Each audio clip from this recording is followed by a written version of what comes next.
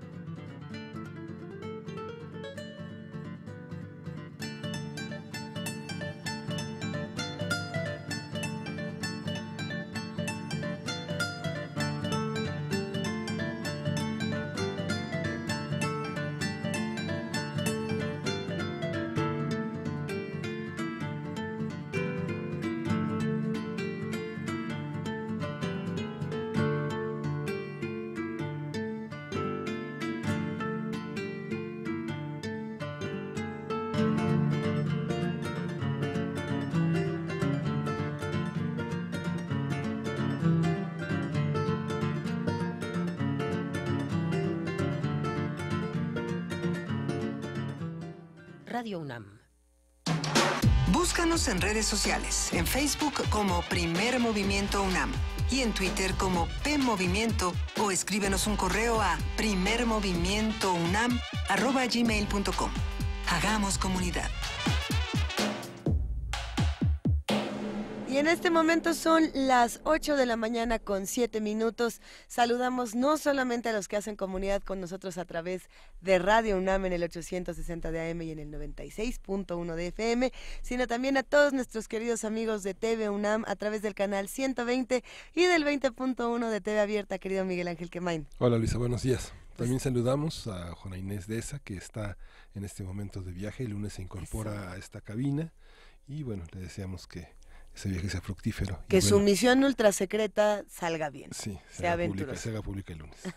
Ya nos contará.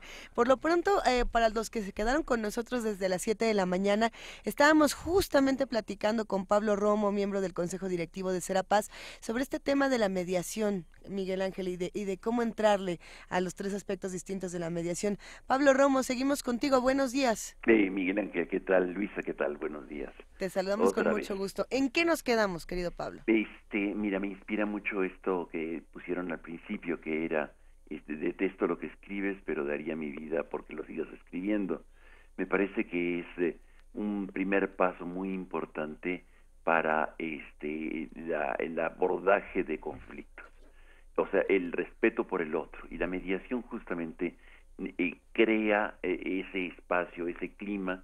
Primero, ojalá que se pudiera ir avanzando más, pero de que existe el otro, ¿no? Cuando no se reconoce al otro como un actor, cuando no se le ve y no se le escucha, se le niega la posibilidad de ser interlocutor válido, y en ese momento el conflicto puede avanzar y puede escalarse, de tal manera que cuando se reconoce al otro como un posible interlocutor, empieza la posibilidad para la transformación del conflicto. Y la mediación justamente va en ese sentido, aborda a los actores para buscar un camino de solución, algunos le llaman, otros de transformación. Mira, hay tres maneras de poder acercarse al conflicto desde la mediación, desde este tercero en discordia que ayuda y auxilia a que los actores se encuentren. Uno, que sería la mediación en la profundización, un modelo tradicional, le llaman, en donde lo más importante es el conflicto. O sea, dentro de vamos a decir, hay tres partes dentro del conflicto mayores: las personas, el conflicto y el proceso. Hay quienes le acentúan más en el conflicto mismo, per se, ni las personas ni el proceso. Por ejemplo, el Tratado de Libre Comercio está muy centrado en el conflicto, o sea, que la litis, cuánto va a ser, cuántas partes, cuántas mercancías, cuántas toneladas de... Y no les importan ni las personas, ni los países, ni cómo se hacen las cosas. Normalmente se aborda este modelo tradicional cuando se les acentúa el conflicto en las cuestiones mercantiles. El modelo transformativo es cuando las personas son el centro fundamental. Ahí está el énfasis. Normalmente la mediación se da, por ejemplo, cuando los litigios son familiares o civiles, en donde hay que cuidar a las personas frente y se hace a un lado, digamos, de qué se están peleando con respecto a las personas, para cuidar a las personas. Y el tercero, que es el modelo narrativo, en donde lo importante es las lecciones aprendidas. ¿Qué se está aprendiendo en el proceso? ¿Cómo empieza? Y se llama, digamos, el modelo narrativo, pone su énfasis en cómo se hacen las cosas y cómo cuidar los procedimientos para... y también tiene que ver mucho con las cuestiones de carácter jurídico y a veces también con el que se quiere repetir, modelos, se generan modelos para repetirlos, cuando los conflictos se dan aquí y allá de alguna manera, y entonces se aprende y se enfatiza en el cuidado de cómo se están haciendo las cosas. Estos tres maneras de abordar la mediación nos pueden ayudar para transformarlos, para evitar, o para generar paz en el fondo, para los radioescuchas que nos están siguiendo y que ¿para qué sirve la mediación? Claro. Bueno, sirve para desacentuar la violencia y fortalecer los caminos de paz. Esta metodología, Pablo, es universal, digamos, es una metodología que se toma en todos los casos. En todas las escuelas. Mira, está evolucionando mucho. Es muy interesante tu pregunta porque la pazología, como le llaman algunos, los temas de paz, en los últimos 50 años ha generado grandes evoluciones. Y hay varias escuelas. Yo podría encontrar 5 escuelas que han ido, digamos, generando modelos y estudiando los conflictos y estudiando la manera como se abordan los conflictos para transformarlos pacíficamente. Y cómo se abordan las negociaciones. Una de las primeras escuelas, digamos, es la escuela de Harvard, que los conflictos les llamaba a los intereses económicos. Y después vendrán otras escuelas que acentúan más el carácter social. Digamos, postguerras, después de las firmas de paz en Guatemala, en El Salvador, en Sudáfrica, en Burundi, en donde van viendo cómo el tejido social se tiene que reestructurar. Entonces a esta escuela se le va a añadir algunos otros elementos. Claro. Y así vienen, vamos a decir, 5 escuelas que pudiéramos ver quizá en la próxima sesión o el próximo encuentro, en donde abordemos cómo va evolucionando estas técnicas del abordaje de los conflictos, desde primero por las cuestiones económicas, y que poco a poco van teniendo más en cuenta a las personas y a los procesos. Antes de despedirnos, querido Pablo Romo, por aquí recibimos una pregunta interesante en redes sociales y venía un poco a cuento con el tema de las elecciones. Decía, ¿cómo podemos hablar de mediación o quién podría mediar cuando el árbitro del juego, es decir, el INE, está permitiendo que se rompan las reglas y que el conflicto crezca? Y si no me equivoco, lo plantearán, me imagino, por el tema del Bronco y la entrada del Bronco en estos procesos electorales. A ver, hay 2 caminos importantes de entrada, de abordaje del conflicto. Uno, sí, carácter jurisdiccional, y otro no jurisdiccional y alternativo. De los que yo estoy llamando son los alternativos, en donde de alguna manera los actores voluntariamente se someten a un proceso alternativo para la transformación de su conflicto. Claro. En el caso del INE y del TRIFE particularmente, tienen un carácter jurisdiccional, es decir, el fallo primero del INE, que dice no al Bronco, y después el tribunal que dice sí al Bronco, tienen un carácter jurisdiccional, es decir, tienen un carácter vinculante en donde su decisión es absoluta y tiene que respetarse. Mientras que en la mediación, la negociación, el arbitraje, todos los que he mencionado, tienen un carácter de sujeción voluntaria, es decir, que se acercan a un tercero para que ayude a dirimir, pero en realidad son los actores los que dirimen. Ahí no va a haber ni negociaciones, ni mediaciones, ni conciliaciones. Simplemente es un fallo y en donde se acata. Entonces, ahí lo que ocurre es que crece el conflicto. Claro, evidentemente, pues muchas veces, y por eso está creciendo los modelos alternativos de solución de conflictos. ¿Por qué? Porque no hay credibilidad en en el sistema jurisdiccional. Pues necesitamos otras 20,000 sesiones contigo, querido Pablo Romo, para ir entre todos desentrañando lo que ocurre con estos conflictos y con las posibilidades tan grandes que tiene la mediación. Te agradecemos muchísimo por haberte tomado el tiempo de seguir hablando con nosotros después de las 8 de la mañana. Luisa, Miguel Ángel, un abrazo, que estén muy bien. Gracias. Un abrazote, te abrazamos y nos vamos directo a nuestras notas. Quédense con nosotros, se va a poner muy interesante.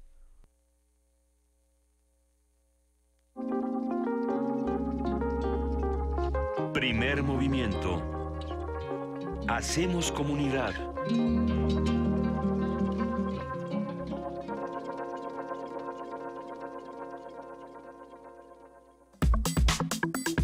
Nota internacional. El sábado pasado murieron 70 personas en la localidad de Duma, en Siria, luego de un presunto ataque químico en la región de Ghouta Oriental. Y así lo informó la ONG Cascos Blancos, dedicada al rescate de víctimas en zonas donde operan grupos rebeldes. El domingo, Donald Trump, presidente de Estados Unidos, culpó a su homólogo sirio, Bashar al-Assad, de ser responsable de dicho ataque. A través de su cuenta de Twitter, señaló a Vladimir Putin y a Irán por, cito, apoyar al animal de Bashar al-Assad. Esto fue lo que dijo. Ayer el mandatario de Estados Unidos advirtió que en las próximas horas decidirá si ataca a Siria. Por supuesto que todo lo hace en Twitter, porque como todos tenemos aquí 12 años y redes sociales, pues así se resuelven los conflictos internacionales. Sí, por su parte, Vasily Nevencia, embajador ruso ante la ONU, afirmó que el supuesto ataque químico fue un montaje de los rebeldes y acusó a Estados Unidos, Reino Unido y Francia por usar el chantaje, la difamación, las sanciones y la amenaza de uso de fuerza contra un Estado soberano. El diplomático ruso sugirió a los expertos de la Organización para la Prohibición de las Armas Químicas visitar Siria para investigar el supuesto ataque en Duma. El gobierno ruso también informó que 2 cazas israelíes F-15 realizaron ayer un ataque contra una base militar en el sur de Siria, donde operan fuerzas leales a Bashar al-Assad y fuerzas aliadas iraníes. De acuerdo con el Observatorio Sirio de Derechos Humanos, 14 miembros de las fuerzas de Assad y sus aliados murieron en el bombardeo. Dramático este tema. Sí, vamos a hacer un análisis de las notas sobre estas armas químicas en Siria, qué se sabe, qué se dice, cómo se reacomoda la región, con el doctor Moisés Garduño. Él es profesor de la Facultad de Ciencias Políticas y Sociales de la UNAM, él es especialista en estudios árabes e islámicos contemporáneos y un colaborador habitual del Primer Movimiento. Gracias, Moisés, por estar con nosotros. ¿Qué pasa en Siria? ¿Cómo está esta situación del bombardeo? ¿Es un montaje? ¿Cómo leerlo? Buenos días, Miguel Ángel, buenos días, Luisa, encantado Hola, de escucharlos esta mañana, a pesar del tema tan dramático como bien comentan. Pues yo quisiera comenzar un poco por el contexto y el timing político en el que se da este acontecimiento. Es un timing político que, sin decir nada más, no convenía al ejército sirio o a Bashar al-Assad implementar un ataque químico, como en algunas ocasiones pasadas. Con eso no estoy diciendo que no pueda ser él el culpable. Cualquiera de los actores involucrados puede ser el culpable directo del ataque de armas químicas, pero el timing político estratégicamente no conviene a Bashar, porque pues en estos últimos días el ejército sirio pues había estado recuperando ciertos kilómetros estratégicos en Ghouta Oriental, se había estado haciendo de más pueblos al norte de Siria, del norte de Damasco particularmente. Iban ganando la guerra, el proceso diplomático en Astana va ganando adeptos, cada vez va opacando más al proceso de Ginebra.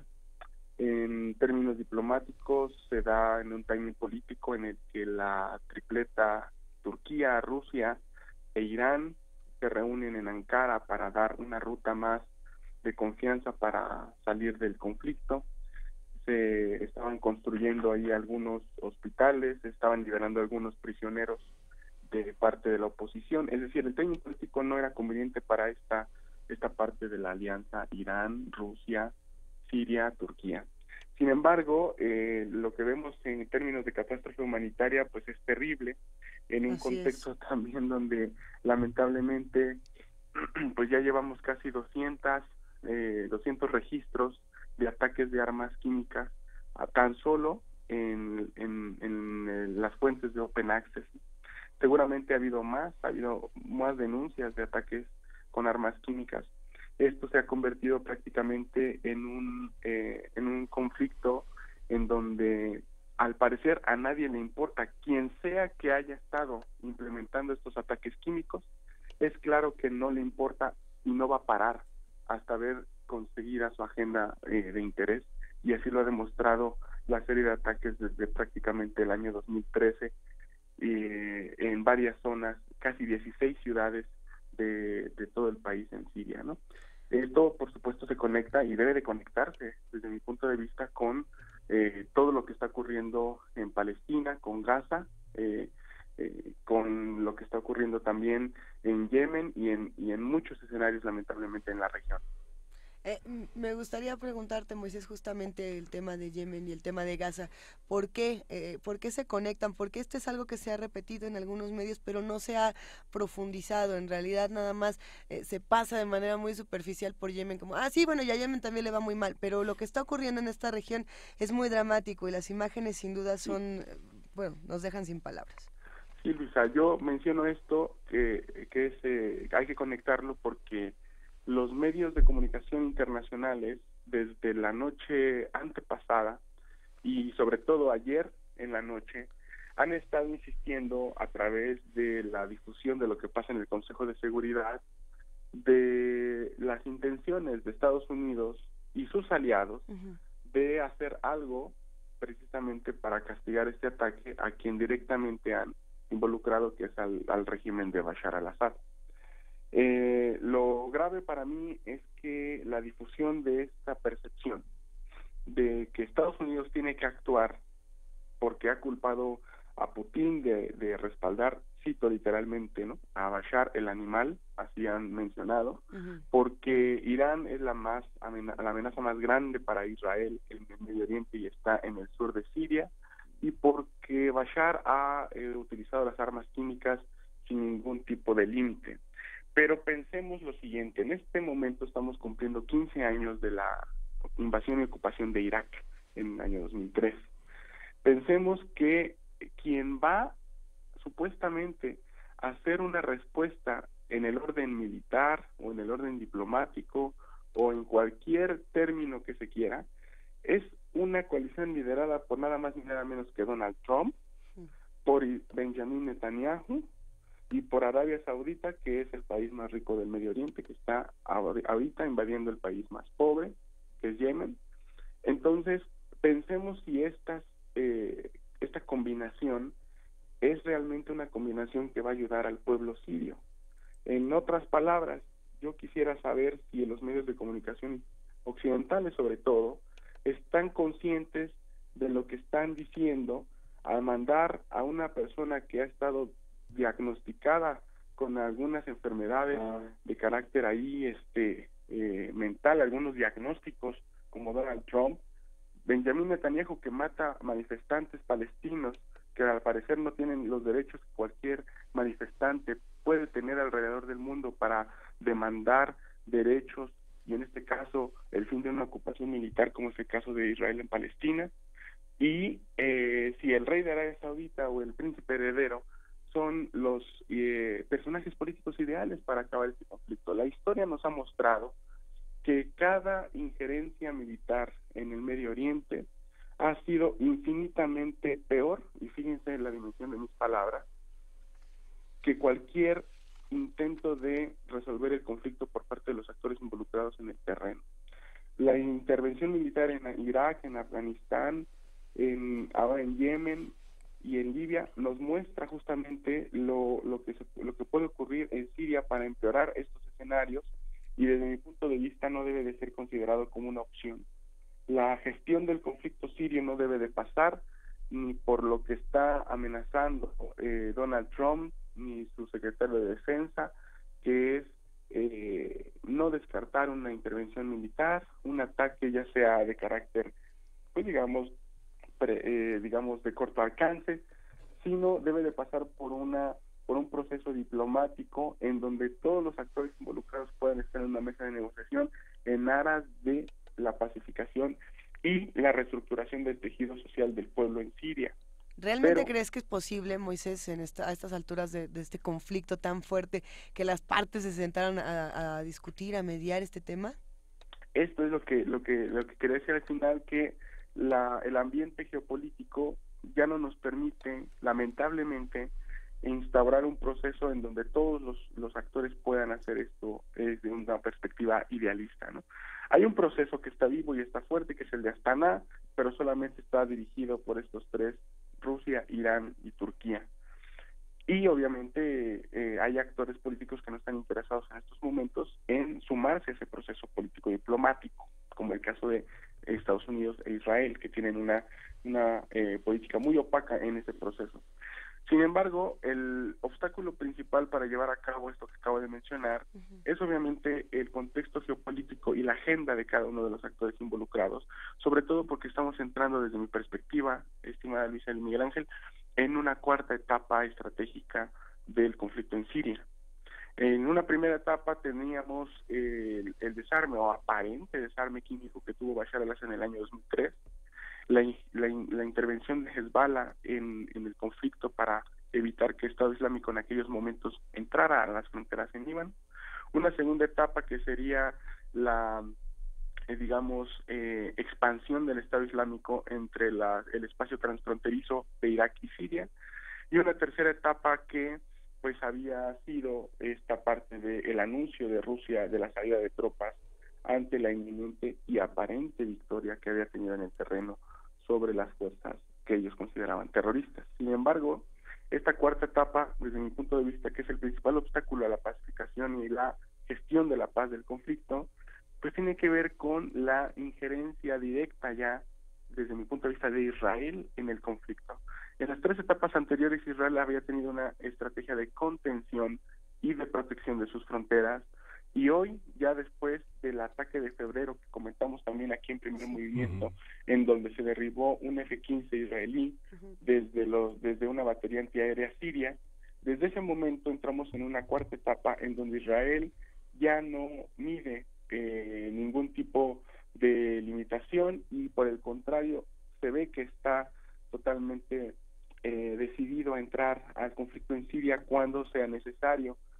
Sí, se han documentado varias operaciones israelíes a lo largo de este conflicto, decenas de ellas importantes, pero el ataque, por ejemplo, de esta base que acaban de mencionar en la introducción, cerca de Palmira, donde mueren 3 iraníes, que realmente pone un acento dramático en el conflicto, es un ataque que primero viola la soberanía del Líbano, viola después la soberanía siria con todo, y que el cielo sirio está totalmente controlado por Rusia, y aparte de eso bombardea este aeropuerto pequeño, esta base aérea de Palmira, y me parece que ese ataque, en venganza de lo que había ocurrido con el derribamiento del F-15 en febrero de este año, me parece que es una evidencia totalmente clara de que Israel ya está dispuesto a meterse y evitar algo muy importante en el análisis, que es que Estados Unidos salga totalmente de Siria, que esto yo creo que es el meollo del asunto. Recordemos, por favor, que Donald Trump había mencionado en esta semana también que él estaba dispuesto a retirarse de Siria y a retirar cerca de 2.000 efectivos gradualmente que tienen ahí en el terreno, cosa que a los sauditas y particularmente a Israel pues no ha gustado este anuncio, y me parece que haya sido el responsable que haya sido al respecto de las armas químicas. Esto es un elemento de presión para que Donald Trump se retracte de este anuncio, cosa que ya ha hecho, que ya ha comentado que va a tener un alto precio esto que acaba de hacer, desde sus palabras, Bashar al-Assad, y mantener a Estados Unidos enfrascado en este conflicto que tiene todavía lamentablemente mucha vida y una reconfiguración que involucra directamente ya aquí a Israel y persiste en la administración Trump con Estados Unidos. ¿Hasta dónde puede llegar Estados Unidos? Y digamos que esta colaboración con Israel que ya lleva muchas décadas, ¿hasta dónde puede llegar también? ¿Hasta dónde la comunidad internacional puede frenar esta situación? Yo ayer, mientras leía las notas que tenía aquí para preparar la entrevista, pues yo veía que Donald Trump tenía muy pocas opciones en términos políticos. Obviamente la ruta preferible para toda persona crítica que quisiera ver un escenario diferente en Siria, insisto, pues es la diplomática. Hay una ruta diplomática que está abierta y que Donald Trump podría explotar en aras de crear, por ejemplo, una conferencia internacional de pacificación con todos los actores involucrados, retomando Astana y Ginebra, fusionando tal vez esos procesos en uno muy fuerte, pero lamentablemente impera, como decíamos, el ámbito militar. Hay una cosa que involucra directamente a Estados Unidos con esto, que desde mi punto de vista es lo que está pasando al interior de Estados Unidos. Y tiene que ver con los documentos que el FBI decomisó al abogado personal de Donald Trump, y el cual al parecer contiene información muy valiosa, no solamente a propósito de lo que pagó Donald Trump a una actriz de cine porno, sino también a propósito del famoso Russiagate y del involucramiento de Rusia en las elecciones. Me parece que también, que igual que el año pasado, que teníamos una situación similar a propósito del mismo tema al interior de Estados Unidos, me parece que Donald Trump también estará aprovechando esta situación al exterior de Siria y al exterior de Estados Unidos para aprovechar Siria y lanzar o distraer la atención pública de la esfera transnacional hacia este punto. Y por eso está haciendo este tipo de declaraciones al respecto de una intervención militar de corto alcance y de tener una tercera opción que también puede ser barajeada, que es la imposición de sanciones en el seno de el Consejo de Seguridad, cosa que Rusia estaría obviamente vetando, pero que también puede ser una reacción natural por parte de Donald Trump y también por parte de la presión de sus aliados, ¿no? Más o menos por ahí podría ir el desarrollo de la decisión de Donald Trump. Sin embargo, pues hay que esperar también, porque Donald Trump, acuérdense que su política exterior ha sido una política exterior muy cambiante, es una geopolítica del caos en el que todo el tiempo está llena de contradicciones, llena de incidentes, él dice una cosa y luego el secretario de Defensa dice otra. Entonces hay que esperar a ver los hechos en el terreno y estar muy pendientes de las declaraciones de gente como Mattis, como el mismo Bolton, ¿no? Lo que para mí es una gran paradoja es que John Bolton tenía un día ya como asesor de seguridad nacional, y la primera crisis que se enfrenta a Bolton es justamente la de Siria, ¿no? O sea, pareciera que todo conjuga, pero me parece que la primera declaración de John Bolton ha sido una declaración, para sorpresa de muchos, un poco mesurada, ¿no?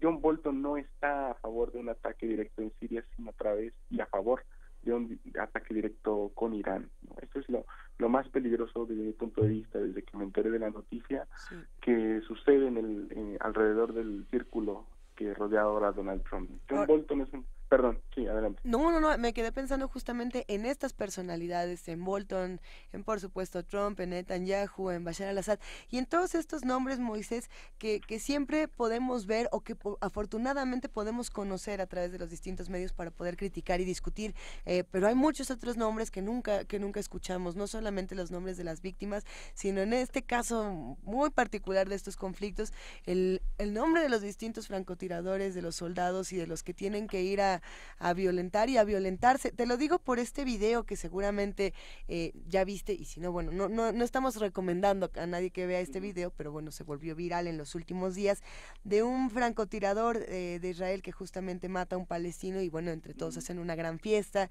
y el ministro de Defensa israelí ya de entrada validaron que el video era real y luego lo celebraron, dijeron, pues sí, está bien que se celebre, lo que está mal es que se grabe.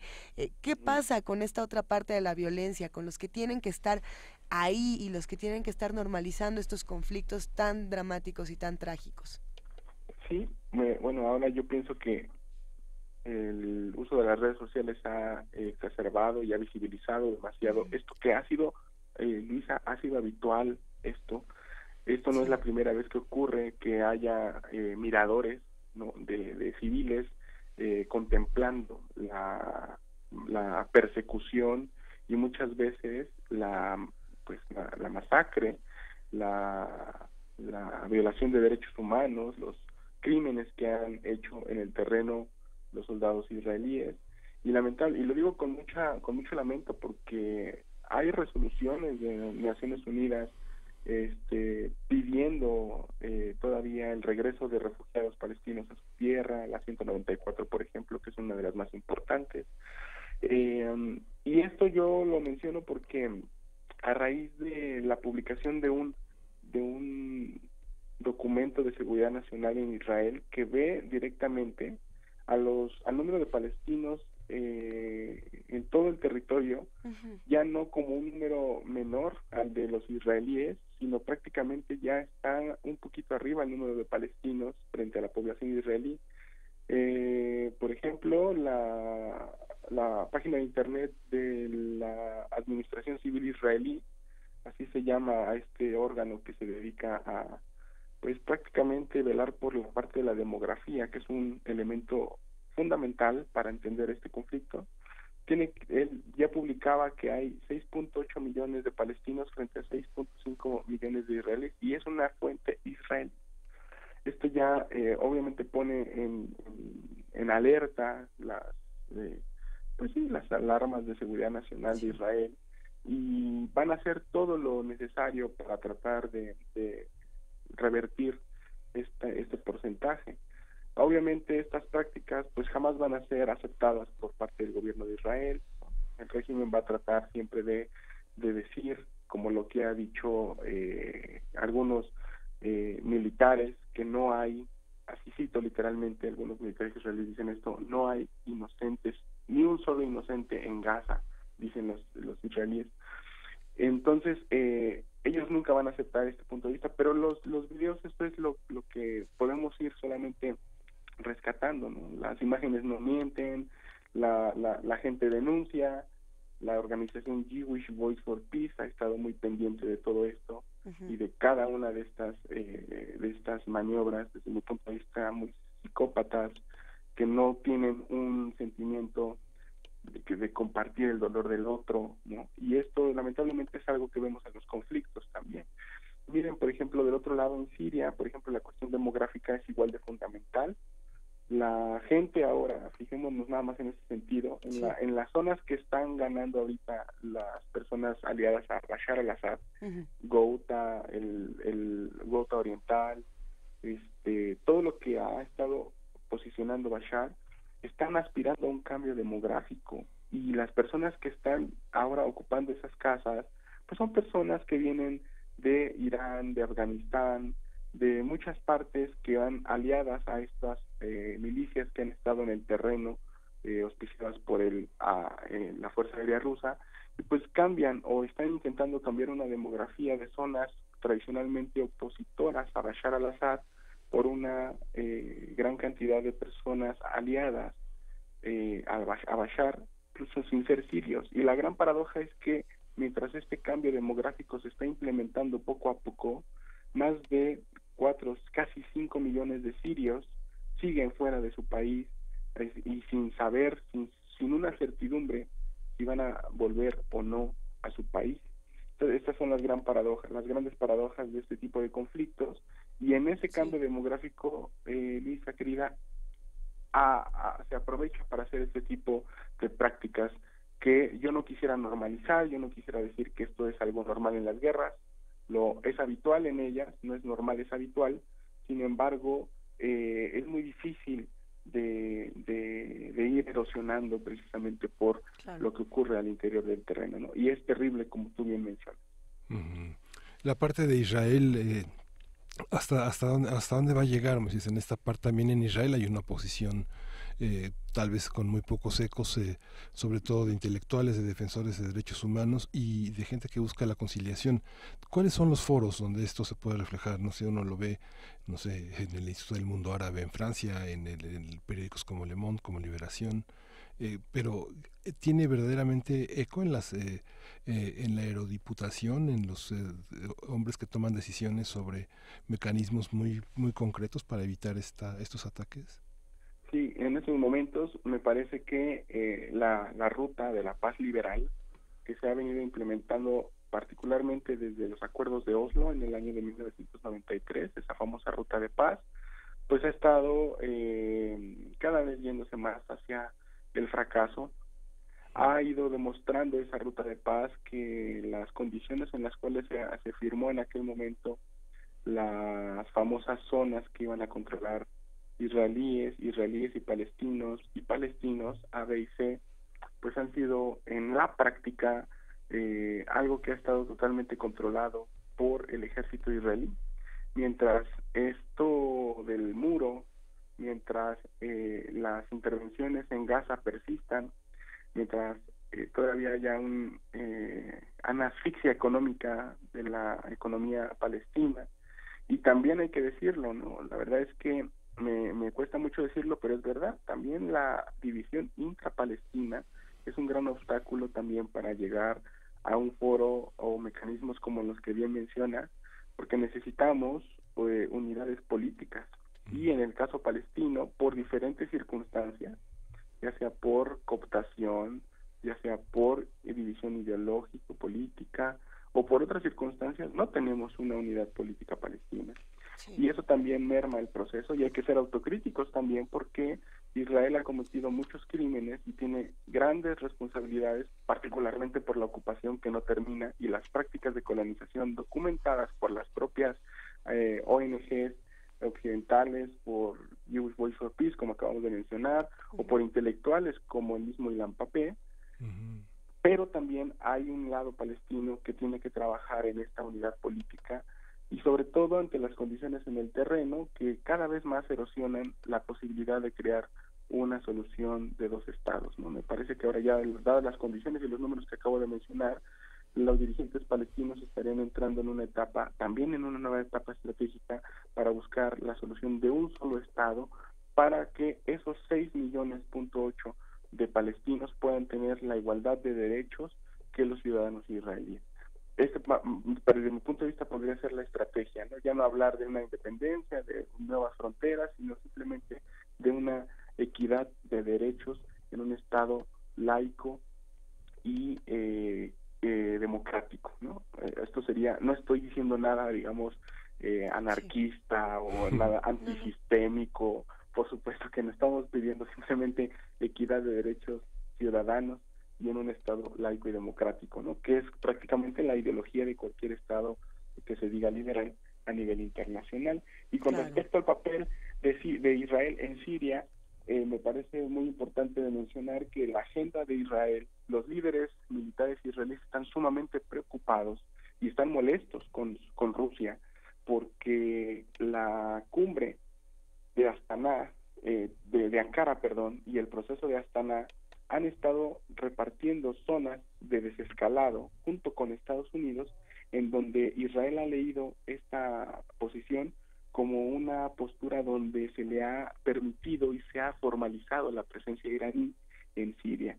Entonces, los israelíes están sumamente preocupados, porque si hoy, por ejemplo, Hezbollah tiene cerca de 200,000 cohetes desde el Líbano apuntando hacia el norte de Israel, entonces ahora la presencia iraní en el sur de Siria y en algunas provincias cercanas a la frontera con Líbano puede exacerbar esta herramienta de disuasión y poner en aprietos la seguridad nacional y fronteriza de Israel, por lo cual me parece que Israel está muy preocupado y está presionando para que Estados Unidos, lejos de salirse de Siria, más bien fortalezca su presencia en ese país, ya no para derrocar a Bashar al-Assad, que ese sería un escenario muy deseable para mucha gente, sino ya nada más para evitar que los iraníes sigan avanzando en posiciones estratégicas al grado de prácticamente tenerlos a los iraníes a cerca de 80 kilómetros en la frontera con Líbano, ¿no? Con Israel, perdón. Entonces, cerca de los altos del Golán, en la zona de Quneitra, esto es en el sur de Siria. Esta es más o menos la posición israelí, y me parece que vamos a tener mucho que seguir, porque todo esto se da en un contexto en donde las relaciones entre Rusia y el mundo occidental están en una de sus peores crisis desde que comenzó particularmente la administración de Donald Trump. Si juntamos, por ejemplo, lo que pasó con el incidente entre Rusia y Gran Bretaña con Sergei Skripal, que fue el exespía al que Reino Unido acusa a Rusia de haber asesinado o en haber envenenado junto con su hija. Si notamos, por ejemplo, la molestia de Israel con Rusia por lo que acabo de mencionar, y también por la injerencia o hipotética injerencia de Rusia en las elecciones de Estados Unidos, podemos ver que hay también como una especie de reacción de este lado del mundo en contra de Rusia, pues porque había estado ganando muchas posiciones estratégicas a partir de la guerra en Siria, ¿no? Hoy, ya para cortar este comentario, no se puede entender el fenómeno de Siria y todavía el poder de Bashar al-Assad y el control de ciertos territorios sin el apoyo de Rusia y sin el fortalecimiento de Rusia en la parte mediterránea oriental, que es lo que Rusia siempre ha aspirado a tener desde muchos años atrás, desde que cayó la cortina de hierro después de la Guerra Fría. Qué tema, queridísimo Moisés Garduño. Yo creo que hasta aquí llegamos esta mañana y sin embargo se siguen quedando muchas preguntas y muchas rutas para esta conversación. Si te parece bien, por favor, hablemos pronto porque no podemos dejar de hacer visible este conflicto tan profundo. Sí, claro, por supuesto que sí, estamos a sus órdenes y seguir, por supuesto, la cuestión de las vidas de los sirios, claro, que para mí es muy importante, ¿no? ¿Qué va a pasar con estas 70,000 personas atrapadas en Duma? ¿Qué va a hacer organizaciones como la Media Luna Roja, Naciones Unidas? Me parece que si algo va a pasar en las próximas horas a propósito de la intervención de Estados Unidos en Siria, tiene que empezar por ese punto. Uh-huh. Y bueno, pues nosotros cerramos por aquí. Gracias, Moisés, te mandamos un abrazote. Un abrazo a los dos, muchas gracias y saludos al auditorio. Antes de mandar justamente a música, les recordamos que Primer Movimiento ya tiene su cuenta de Spotify para que puedan revisar toda la lista de canciones que tenemos para ustedes día con día. Nuestro queridísimo compañero Antonio Quijano nos mandó una nota interesantísima de cómo el video de Luis Fonsi, Despacito, que bueno, probablemente ya conocen y si no, ¿dónde han estado? Fue hackeado en apoyo a Palestina. A ver si compartimos esta nota en nuestras redes sociales, está muy interesante. Son dos hackers que se hacen llamar Prosox y Kuroish, algo así. Y a ver, en un momento más investigamos qué fue lo que pasó de este lado. Ya perdió sus views Luis Fonsi. Pobrecito. Pero bueno, lo que sí es interesante es ver cómo usamos ahora las plataformas digitales para hacer otro tipo de propuestas. Y bueno, mientras lo investigamos y platicamos un poco más, ahora sí vámonos a música. Vamos a escuchar de Ara Malikian, Aria de Bach.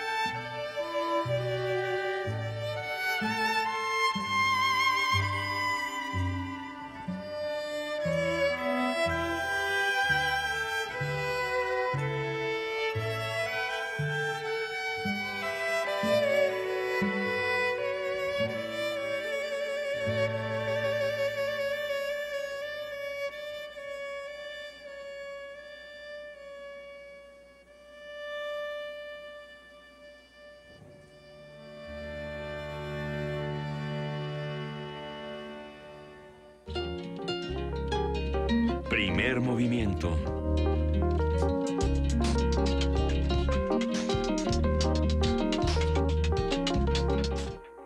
Seguimos aquí en Primer Movimiento, sí, compartiendo las distintas noticias de lo que estaba ocurriendo. Por ahí estaba la de los hackers palestinos, a ver si podemos investigar más, porque no son de Palestina los hackers, nada más están defendiendo esta causa.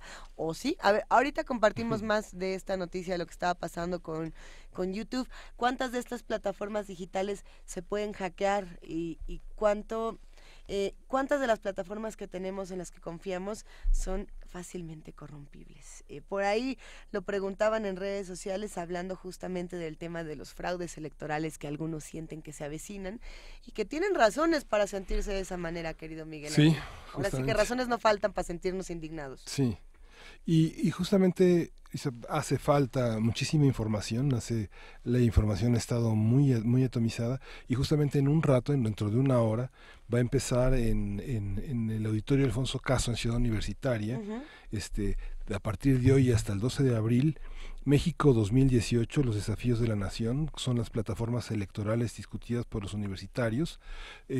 Prácticamente tienen representantes todas las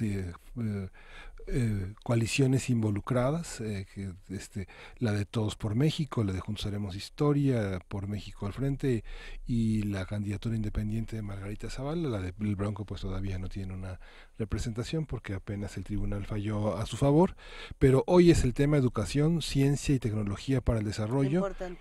Y lo van a discutir a partir de las 12 horas, Francisco Bolívar, José Franco y Susana Lizano.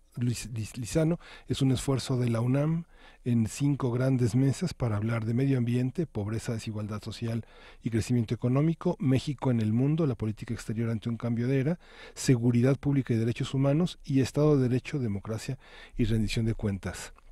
Como saben nuestros radioescuchas, las plataformas de cada partido coaligado, valdrá la pena analizarlas en la función de la presentación de una plataforma unificada, a ver qué tantas contradicciones, qué tantas dificultades tienen, pero este es el tema que la universidad propone discutir a partir de ejes temáticos.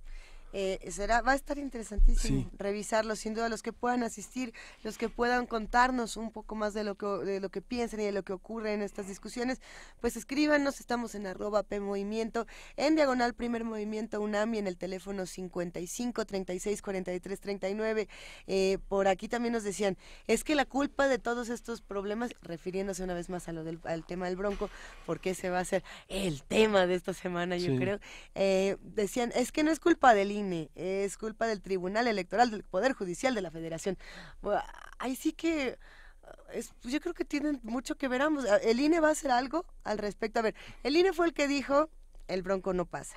Sí. Y entonces el tribunal dijo, pues ¿qué crees? Que sí pasa. En lo que vemos, si se pelean, si no, si hay otra decisión o no, esto se va a quedar así, todo indica, Miguel Ángel. ¿O tú cómo ves?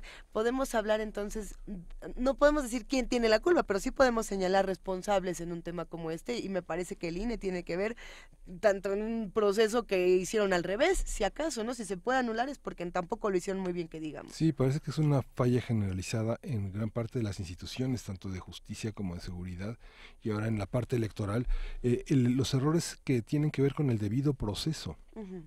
El derecho de Jaime Rodríguez Calderón a su derecho de audiencia y la revisión de todos los apoyos que invalidó el INE debieron haberse cumplido con el umbral de firmas, y que de haber recuperado algunas otras hubiera podido llegar a las 16.500, 656 que le faltaban, que fue por eso que no iba a entrar a la boleta, pero dada la revisión que hubiera podido realizarse si el INE no hubiera invalidado ese proceso y no hubiera invalidado su derecho de audiencia, hubiera quedado fuera. Pero obró mal, técnicamente obró mal.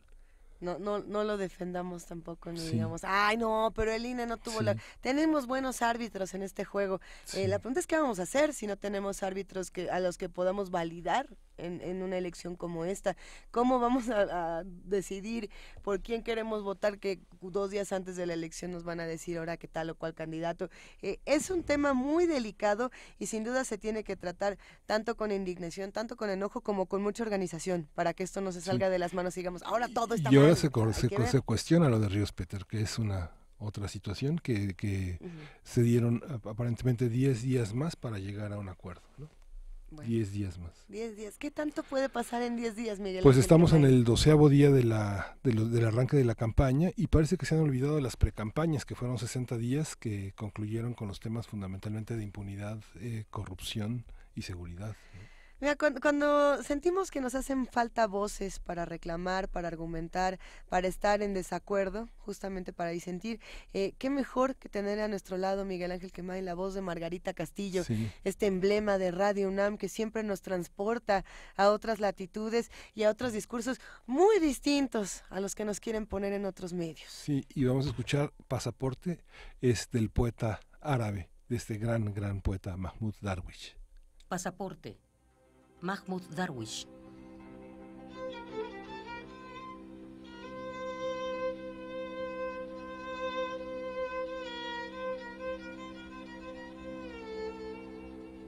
No me han reconocido en las sombras que difuminan mi color en el pasaporte. Mi desgarrón estaba expuesto al turista amante de postales. No me han reconocido. Ah, no prives de sol a la palma de mi mano, porque el árbol me reconoce. Me conocen todas las canciones de la lluvia. No me dejes empalidecer como la luna.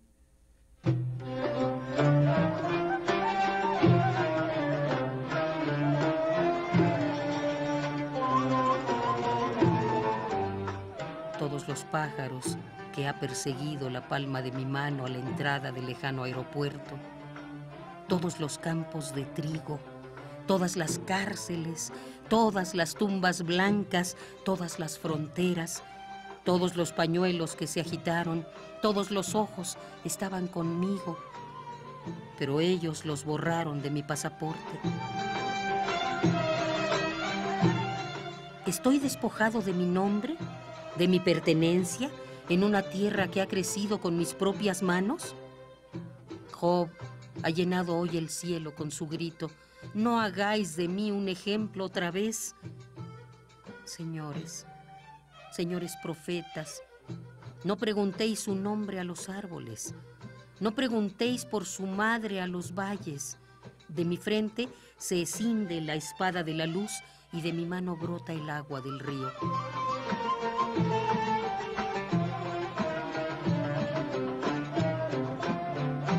Todos los corazones del hombre son mi nacionalidad. Retiradme el pasaporte.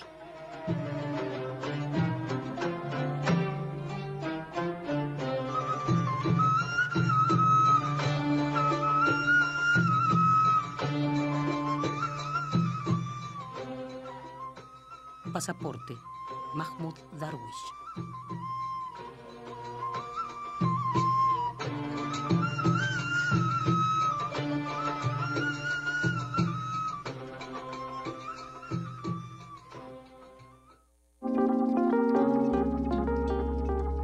Primer movimiento. Hacemos comunidad.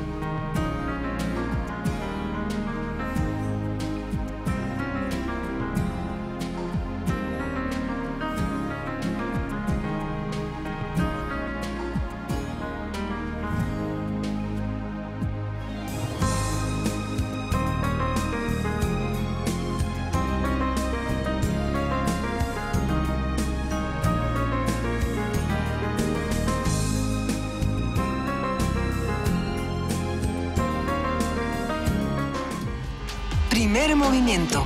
Podcast y transmisión en directo en www.radio.unam.mx.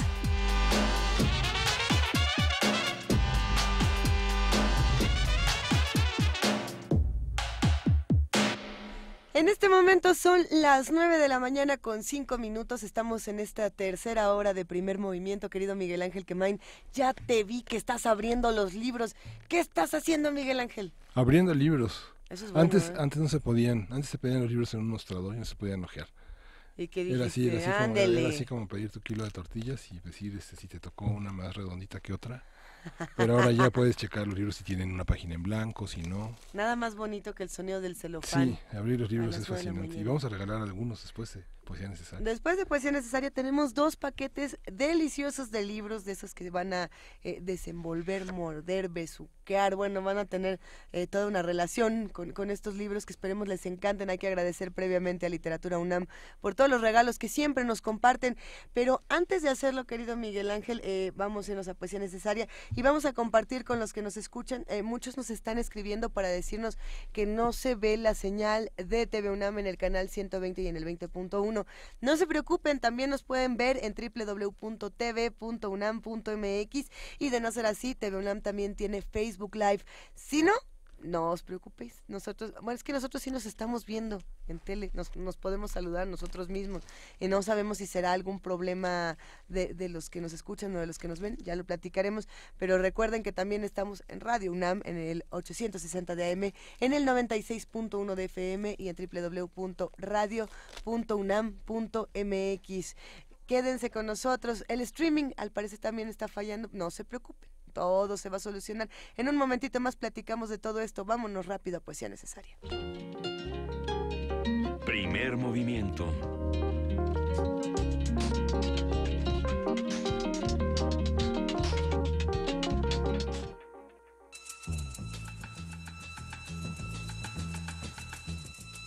Es hora de Poesía Necesaria.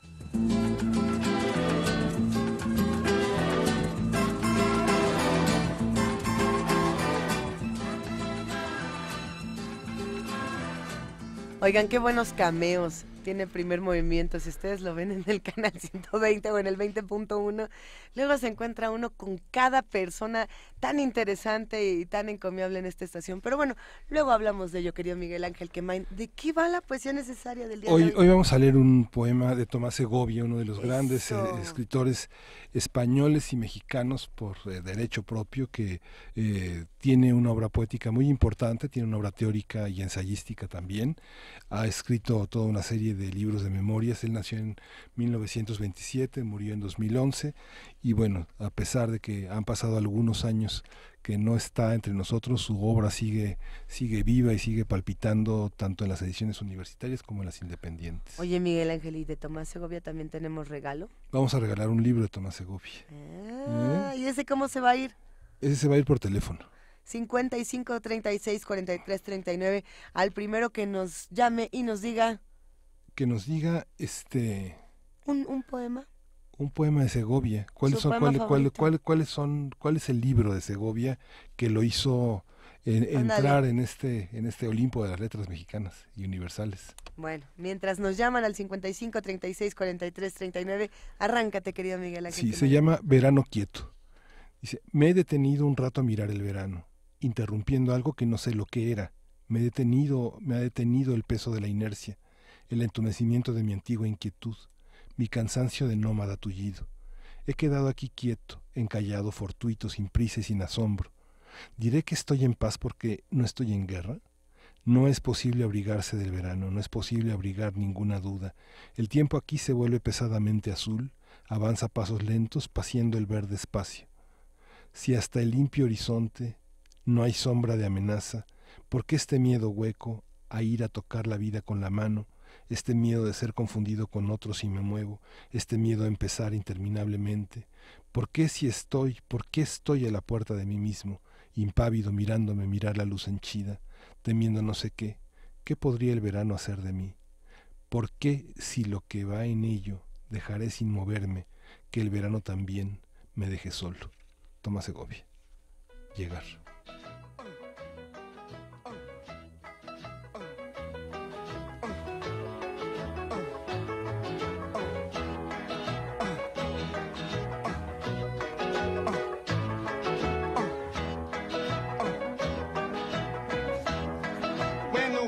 is high and touch the sky, you got women on your mind. Go out and see what you can find. Take her out for a meal, just do what you feel. Do a turn or a turn of 25. You can make it good and live by. We're not dirty, we're not mean, but we do as we please. We go fishing or go sailing in the sea. Life's for living, yeah, that's our philosophy.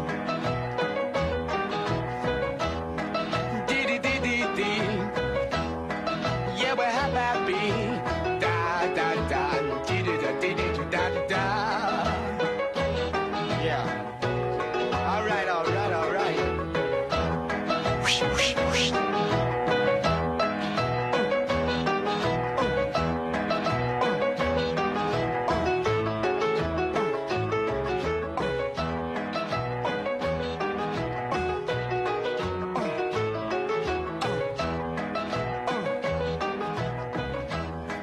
Yeah, it's party time. It'll soon be summertime. We go driving or maybe we'll settle down. Bring your friends and we'll all go into town.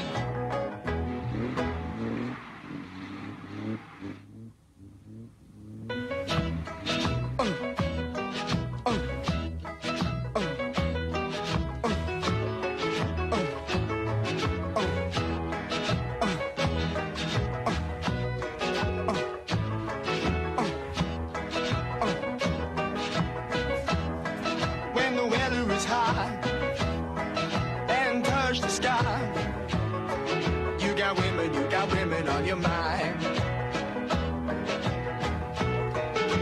Go out and see what you can find. Take her out for a meal, just do what you feel. Do a turn or a turn of 25.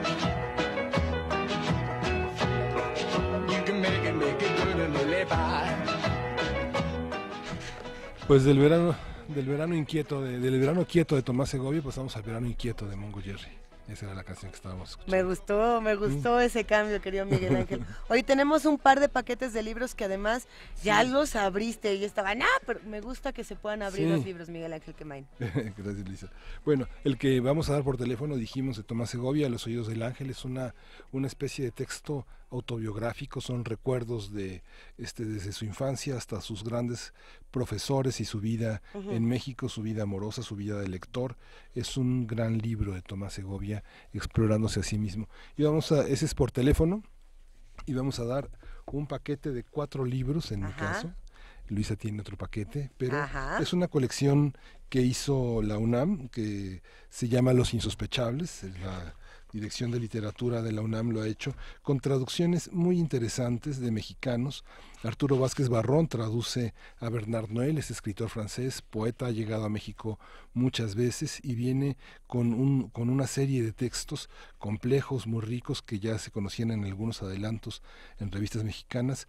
Mohamed Dib, este gran escritor que en 94 recibió el Gran Premio de la Novela Argelina, tal vez él es el representante de la novela argelina contemporánea. Él ha sido traducido con muchos apoyos del FONCA y ahora lo traduce Mónica Mansur, que es una de nuestras grandes traductoras. Las terrazas de Orsol es una de sus primeras publicaciones multipremiada en Francia. Piotr Rabix es un texto muy amplio, es una novela que se llama La sangre del cielo. Es un escritor ucraniano, es un gran escritor de viajes. Este libro lo tradujo Adriana Romero Nieto, que es una de las grandes traductoras también de nuestras filas literarias. Y por último, Patrick Deville, que es uno de los poetas y de los narradores, uno de los grandes viajeros franceses en México. Él es francés, él es el más joven de toda esta colección. La tentación de las armas de fuego es una gran crónica. Claudia Itzkovich Schnaduber es la traductora de este libro, y se van por Twitter se van por Twitter, hay que poner su nombre completo. Espérate, porque hay una pregunta para los dos paquetes. Tenemos aquí el segundo paquete, lo decimos de volada, Damiselas de Numidia, de Mohamed Letaf. Este también pertenecen todos estos libros que mencionaremos a la colección Los Insospechables de Literatura UNAM, La Falena de las Colinas de Kulski Lamco. Por acá tenemos también El Falso Cuaderno de Narciso Espejo de Guillermo Meneses. Este se me antoja muchísimo. Sí. Vamos a, bueno, estos no los he abierto todavía. El primer manifiesto nadaísta y otros textos de Gonzalo Arango. Este es un libro breve que se disfruta muchísimo. Hebdomeros, esto es de Giorgio de Chirico. Y bueno, estos libros se van en otro paquete. Son dos paquetes, ambos pertenecen a la misma colección, Los Insospechables de Literatura UNAM, y se van a los dos primeros que nos escriban en Twitter con su nombre completo y nos respondan una pregunta muy sencilla. Nos tienen que decir qué canción es la que estamos escuchando, porque hace más o menos un día como hoy, pero en 1970, una de las bandas más importantes de la música anunció que se separaba y a muchas personas se les rompió su corazoncito, pero bueno, son inolvidables y para cualquier ocasión ahí están. Así que los dejamos con esta canción. ¿Quién es? ¿Quién la canta? Está facilísimo y se van a llevar verdaderamente dos regalos increíbles. Hay que poner su nombre completo más el hashtag Los Insospechables, todo junto. Ya está.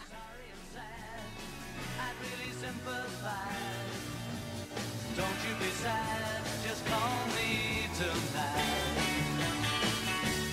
Anytime at all, anytime at all, anytime at all, all you gotta do is call and I'll be there. If the sun has faded away, I'll try to make it shine. There is nothing I won't do. You need a shoulder to cry on. I hope it will be mine. Call me tonight and I'll come to you. Anytime at all. Anytime at all. Anytime at all. All you gotta do is call and I'll be there.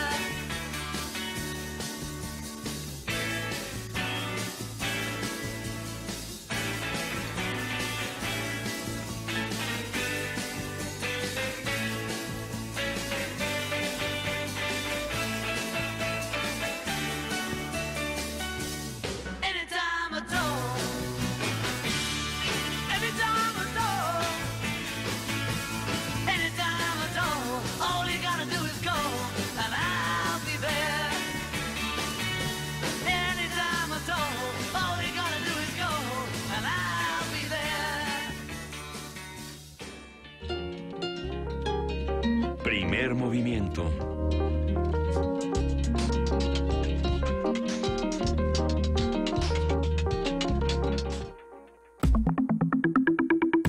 La mesa del día.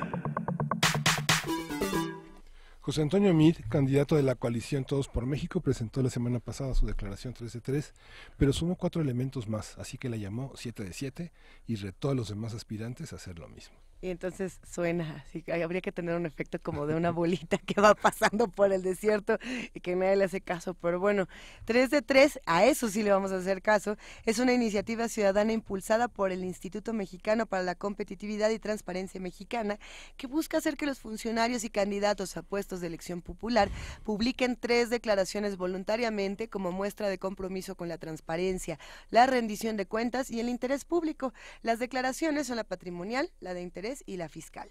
La declaración que presentó Meade incluye consultas especializadas a los registros públicos de la propiedad de todo el país en relación con los bienes del candidato y su esposa Juana Cuevas, un informe de la situación fiscal emitido por el Servicio de Administración Tributaria, el SAT, y la opinión de un contador público certificado sobre la congruencia del origen y la evolución de su patrimonio, así como la verificación de todos los documentos por parte de un notario público. Vamos a hablar sobre la transparencia, la rendición de cuentas, qué queremos de los candidatos a puestos de elección popular.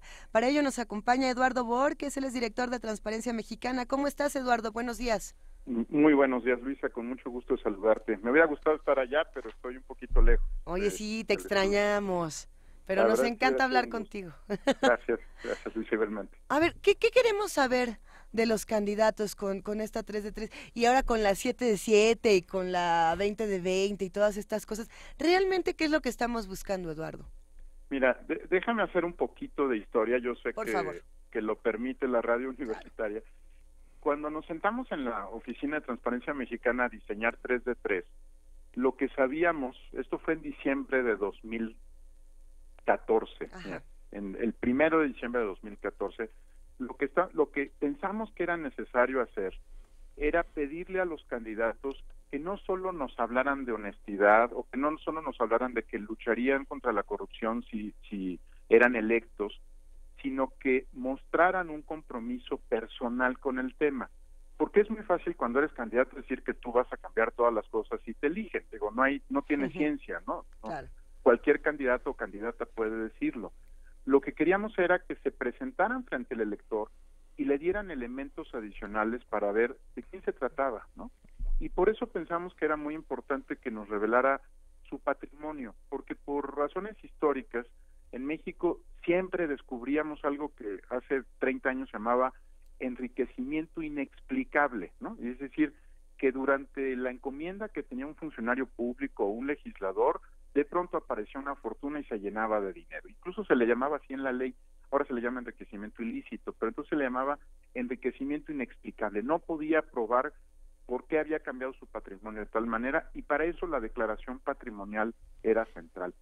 En México no existe o no existía, hasta que fuimos al Congreso con la ley 3 de 3, una declaración de intereses, y pues creo que a todos nos queda muy claro el riesgo de no tenerla, los conflictos de interés entre proveedores, licitaciones, concursos, en fin, sentíamos que era importante traer a México la figura de la declaración de intereses y pedir que se publicara. Y yo creo que la tercera razón, estoy tratando de recrear esa mesa en la que estábamos en Transparencia Mexicana pensando en estos temas. La tercera razón para incorporar la declaración fiscal, pues tiene que ver con algo muy sencillo, que es la responsabilidad que debería de tener cualquier persona que va a ejercer presupuesto de contribuir a la riqueza nacional a través del pago de sus impuestos. Oye, si nos van a ayudar a gastar los recursos públicos decidiendo obra o decidiendo inversiones, pues cuando menos que nos ayuden a juntarlos, ¿no? Era un principio de justicia fiscal. Lo que no había pasado nunca es que se vieran estas 3 declaraciones como parte de un solo sistema, es decir, que pudieras ver y comparar la información de las 3 declaraciones y sobre todo presentárselas a la sociedad en el momento en que necesita saberlas, que es cuando va a emitir su voto. Porque además de saber si tienen casas o coches o departamentos, lo que importa, por ejemplo, es si tienen familiares cercanos que se pueden beneficiar de los contratos públicos. Esa declaración de intereses, por ejemplo, te alerta también sobre si tienen deudas, porque si tienen deudas muy grandes, muy probablemente no tengan casas o no tengan coches, pero corren el riesgo de que algún banco les haga un préstamo en diferentes condiciones. En fin, lo que te quiero describir es que la idea era presentar la información del candidato, de la persona, al elector para que pudiera formar su voto. En 2015 y 2016, muy rápidamente, llevamos esta idea al Congreso. Esa es la idea de la Ley 3 de 3, sumamos fuerzas IMCO y Transparencia Mexicana y un centenar de organizaciones sociales, académicas, incluso empresariales, para hacer que esto se convirtiera en una obligación de todos los candidatos. No les tengo que decir quién resistió con todo que hubiera una 3 de 3, ¿no? Está en la prensa, está documentado, prácticamente todos los partidos políticos se opusieron, el PRI tomó una posición muy clara en contra de la 3 de 3 y no puede dejar de sorprendernos, ¿no?, que 2 años después pues terminemos en la discusión de que sí se necesitaban 3 y a lo mejor unas cuantas más, porque pues quien resistió este tema como nadie, pues fue la clase política, Luisa, ¿no? O sea, no se opusieron a que fuera una obligación y de hecho solo logramos que se convirtiera en una obligación la presentación de estas declaraciones para los servidores públicos. Hoy los candidatos todavía no están obligados a presentarla y es por eso que tenemos que volver a lanzar la plataforma 3 de 3 cada vez que hay un proceso electoral, con el ánimo pues de que se puedan conocer las declaraciones patrimoniales de impuestos y de intereses de los candidatos. Yo te diría que no es nuevo que un candidato plantee pues ir más allá en su opinión. Ricardo Monreal lo hizo en la Ciudad de México, hablaba de las 5 de 5, literalmente hay un candidato del estado de Nayarit que hablaba de la 10 de 10, y en realidad lo que hacen pues, son notas al pie o documentos de soporte para las 3 declaraciones. No son otras declaraciones nuevas, son documentos que están dándole amparo a su dicho, y pues eso es sano, pero no es ir más allá realmente. Si queremos ir más allá realmente, sería estupendo, Luisa, Miguel Ángel, que la presenten no solo el candidato, sino sus equipos de campaña, y que las coaliciones se comprometan a hacerlo para todos los puestos de elección popular en los que participen. Sí, justo, y justamente ya es una conquista del servicio profesional de carrera tener esas 3 declaraciones, y justamente en los puestos de mando es obligado las declaraciones de intereses y toda la parte hay una pregunta muy sencilla que está en todas las declaraciones: ¿tiene usted familiares trabajando en la dependencia donde dirige? ¿No? Es parte de eso. Tal vez lo que faltaría, Eduardo, sería una declaración de la genealogía política, ¿no? De las contradicciones personales y de la congruencia ideológica, porque finalmente el enriquecimiento progresivo debido a la trayectoria, pues en muchos casos se puede responder con muchísima facilidad, y sobre todo a partir del 1 de julio, que entrarán en vigor toda una serie de normas que permitirán que no permitirán el manejo de efectivo, ¿no? Que es una de las formas de lavado de dinero más frecuentes, ¿no? Bueno, se está moviendo la legislación hacia allá, pero todavía, por ejemplo, en materia electoral, justo ayer estuvimos el exfiscal Santiago Nieto, el actual fiscal Pepade, Irma Heréndira Sandoval y otros investigadores en un foro del Congreso, en donde dejamos claro que en materia electoral no se ha prohibido el efectivo, seguirá siendo válido utilizar efectivo en materia electoral hasta que no haya una reforma en esa materia, y que todavía hay muchas lagunas de la fiscalización que puede hacerse, ya no solo del dinero que se le entrega a los partidos, Miguel Ángel, sino del dinero ilícito en las campañas. Déjame ponerlo con un ejemplo muy sencillo. Si tú en una campaña ves 2 billetes de 100 pesos, ¿cómo sabes si uno viene del crimen organizado y otro viene del INE, ¿no? Es imposible saberlo. Entonces hay una discusión pendiente. Yo ayer, entre otros temas, lanzaba pues una propuesta para empezar a estudiar seriamente el uso de blockchain y otras tecnologías para rastrear el dinero legal, pero es una materia pendiente. Todavía no logramos suprimir el dinero de política, e incluso en el gobierno, pues es muy distinto lo que se puede hacer en el gobierno federal de lo que está pasando en gobiernos estatales y municipales, donde todavía el efectivo sigue siendo una manera de cumplir con los compromisos contractuales y otros temas. El efectivo en política es peligroso porque no deja rastro de las transacciones, y eso es lo que se busca con incorporar nuevas tecnologías. Esta resistencia de la que hablas como contexto previo a tus opiniones, Eduardo, es muy importante reconocer que las declaraciones de intereses de los partidos políticos son también toda una tarea pendiente. No se dejan fiscalizar los gastos que tienen que ver con la operación, ya no solamente la nómina, sino la operación, que es algo. Mira, por ejemplo, Miguel Ángel, lo que estábamos platicando con el INE tiene un operativo especial de fiscalización durante las campañas. Se creó una nueva unidad de fiscalización, hay un exfuncionario que viene de la parte fiscal que está trabajando en el tema, pero depende de que los partidos políticos presenten los informes. Si los partidos políticos no presentan los informes, no son fiscalizables.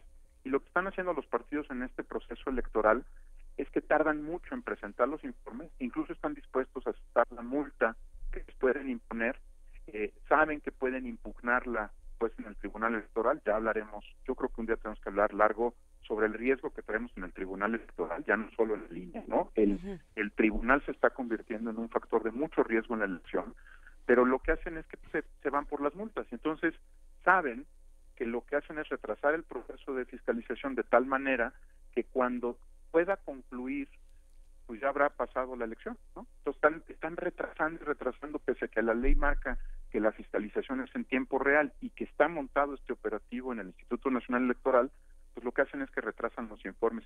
Si alguien quiere ver cómo se comporta realmente sus candidatos y sus partidos y tener un predictor de cómo se van a comportar en gobierno, vale la pena que se metan a la página del INE, a la parte de fiscalización, y vean si tardan o no en entregar sus informes de fiscalización, porque cuando decimos rendición de cuentas en abstracto, suena lejanísimo, ¿no? Pero aquí sí ves si rinden cuentas o no en tiempo tiempo real, ¿no? Si no están entregando sus informes, claramente no están cumpliendo con el principio básico de la rendición de cuentas. Por aquí nos mandaron un mensaje, Eduardo, que así de, pregúntale, Eduardo, quién es el más transparente de los candidatos. ¿Eso se puede saber en este momento o no tenemos, digamos, un vestigio claro? Mira, yo creo que es una pregunta interesante porque, ni modo, me voy a tener que poner en modo especialista. A ver, venga. Pero mira, la parte del problema que tenemos en este momento en las campañas es que se confunde transparencia con integridad. Ajá. Una cosa es que tú publiques tu 3 de 3 y otra cosa es que seas íntegro, una persona íntegra, ¿no? Okay. Te pongo un ejemplo. Tengo un amigo muy cercano en una organización que ha sido mencionada en esta llamada que produce un índice de transparencia presupuestaria, ¿no? ¿Y quién crees que salía en los primeros lugares del país? Pues el gobernador de Veracruz, Javier Duarte. No, bueno. ¿Por qué? Porque lo que hacía, pues los políticos juegan ajedrez en esto, ¿no? Lo que hacían era subir los contratos a la página web, eran públicos, cualquiera los podía ver, pero como nadie afuera los revisaba, no se daban cuenta que eran contratos con empresas fantasma. Entonces, puede ser transparente, ¿no? Y al mismo tiempo estar cuidando un tema de poca integridad. Entonces, creo que lo que le tenemos que empezar a exigir a los candidatos y a sus equipos no es solo que sean transparentes. Lo que permite la transparencia es que podamos saber si son realmente íntegros, ¿no? Si la candidata o candidato le mintió a la gente en la declaración, el problema no es que le mientan, o sea, digamos, ¿no? es que ya sabes que te va a mentir en su gobierno, ¿no? Ya sabes que está dispuesto a ocultar una propiedad en Miami o un departamento o inventarle un precio, ¿no? Una casa en la zona sur de la ciudad que vale 400,000 pesos de acuerdo con el dicho del candidato o la candidata. Cuando le empiezas a mentir al público, lo que te das cuenta no es que no es transparente, que no es íntegro, ¿no? Entonces creo que lo que le tenemos que empezar a exigir, y en América Latina lo usan mucho más que nosotros, es probidad a los candidatos, ¿no? Y a sus equipos, porque creo que también el otro truco que estamos viendo en muchas campañas es que se escoge un candidato más o menos probo, ¿no? Pero pues alrededor están los mismos de siempre. Entonces, ya no solo basta que el candidato o la candidata sean súper honestos. Necesitas asegurar que su gobierno va a ser honesto. A ver, y si los candidatos ya de entrada ni son súper honestos y lo tenemos... te lo pregunto, Eduardo, porque todo el mundo nos ha estado escribiendo esta mañana para hablar del tema del Bronco y de la falta de honestidad que tiene y de la poca verosimilitud que van a tener estas elecciones. No, bueno. ¿Qué te puedo decir? A mí me parece lamentable lo que pasó ayer en el Tribunal Electoral. Esta votación de 4-3, aunque cerrada, es una señal de alerta sobre el tema. Yo creo que, bueno, en ese caso, por ser un candidato independiente, está doblemente obligado la persona a llegar de manera apropiada a la posición, de manera honesta, porque no tiene partido, ¿no? Entonces todo lo que tiene es su nombre y su prestigio. Si una persona que va por la vía independiente compromete su nombre y su prestigio haciendo trampa, pues sencillamente no tiene ningún sentido de considerarse como una opción real para presidir un país o para encabezar la presidencia de la República.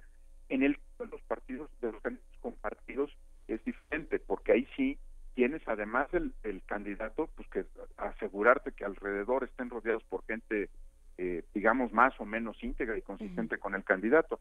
Con los independientes, pues el peso está en la persona.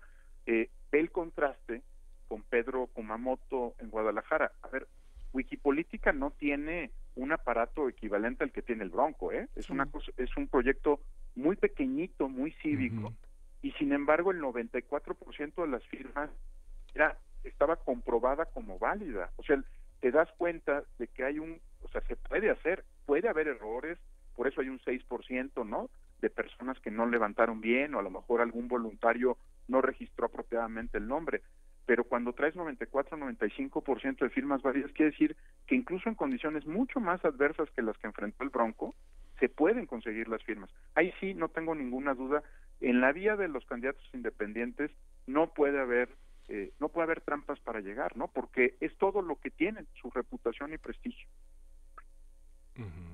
Esta parte de los candidatos que hablan de cómo gobernaron, qué tan válida es, Eduardo. Digamos que tenemos una trayectoria de funcionario público subordinado siempre al Ejecutivo, en el caso de Meade, pero en el caso de López Obrador ha sido un ejecutivo, y en el caso de Anaya, pues es muy poca la experiencia de gobierno.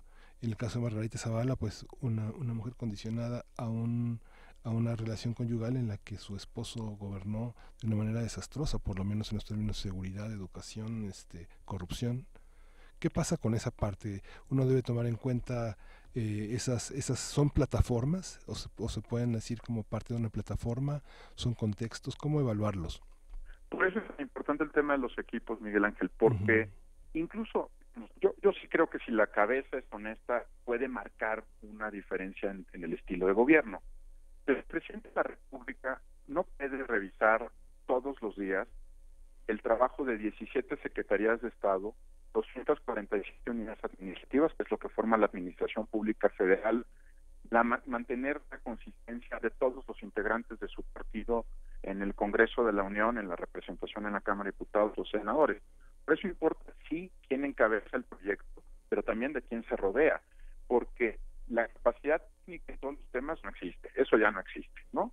Ya no estamos hablando de una variedad de temas que va desde cambio climático, ninguno de ellos es ecólogo, ¿verdad?, ¿no?, hasta asuntos que tienen que ver con el manejo de las finanzas públicas, asuntos de carácter macroeconómico, política exterior. Entonces, yo creo que cada vez más la democracia mexicana reconoce que el liderazgo del candidato es muy importante, pero que si el equipo no se ve robusto, no hay manera de que puedan gobernar bien. Ya lo vimos con Fox, ¿no? Creo que es el ejemplo más claro que es crucial el equipo, que no puedes ir con headhunters, ¿no?, a buscar como si fueran ejecutivos de cuenta en un banco o en una empresa, que se trata de formar una coalición de poder y de gobierno. No me refiero al gobierno de coalición, me refiero a que quien encabeza la figura tiene que convocar las mentes, a los verdaderos líderes de distintas disciplinas y comunidades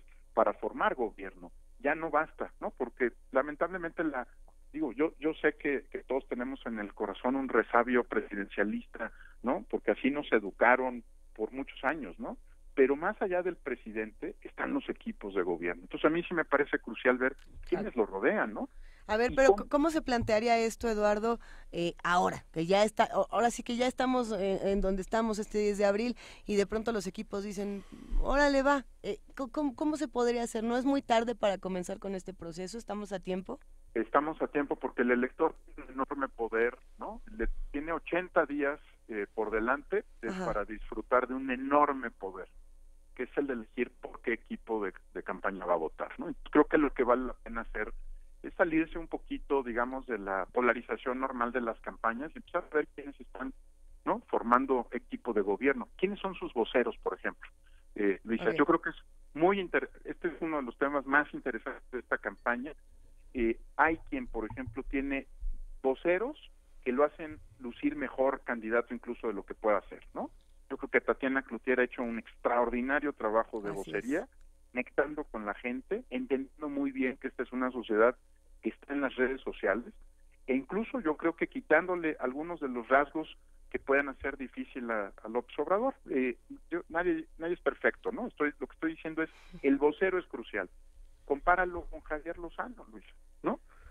Javier Lozano. Ni si con la 3 de 3 nos va a caer mejor Javier Lozano, ¿verdad? No, hombre, no, la puede hacer, no hay ningún problema. La verdad es que ahuyenta al electorado, ¿no? O sea, si hay alguien en el auditorio que cree que José Antonio Meade es un buen candidato, voltea a ver a Javier Lozano y dice, oye, imagínate que estuviera de secretario de Gobernación, ¿no?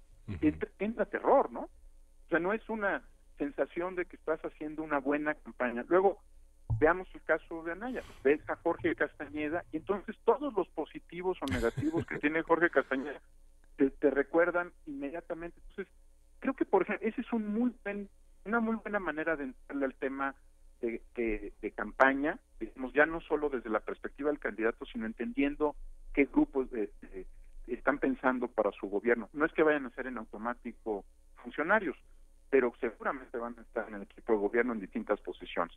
Pero el otro tema es ver quién está en los temas económicos, ¿no? Yo sugeriría que, por ejemplo, vean la trayectoria pues, de Carlos Ursúa, en el caso de Andrés Manuel López Obrador, que ha sido nombrado asesor económico, o de Gerardo Esquivel, que lo sigan en Twitter, que vean cómo reaccionan. En el caso de Ricardo Anaya, yo creo que hay que revisar a Luis Fonserrada, ¿no? A los que son nombrados asesores económicos de estos temas.